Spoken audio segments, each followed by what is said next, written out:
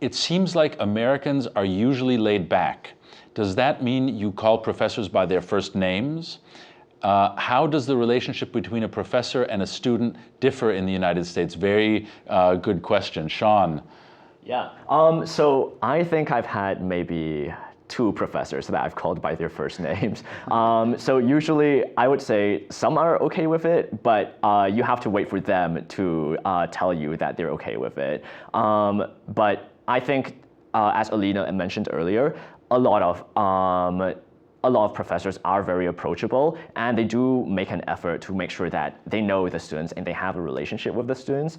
I think it's really important actually to build a relationship with your professors by going to their office hours, so on and so forth, because that's something that doesn't happen always. And you'll find that you're behind on recommendations and people who can support you for later opportunities if you don't do that. Thank you. Alina.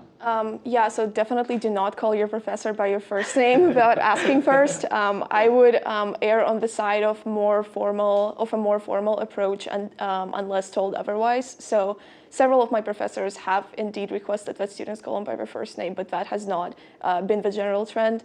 And I would also echo Sean's sentiment in that it is quite easy to build, it is much easier than it is in many other cultures to build a closer relationship with your professor. But for me, what is important to remember is that it is still a professional and academic relationship. So there's a certain line that I wouldn't cross in being informal with them, but definitely do get to know them as people as well as your faculty.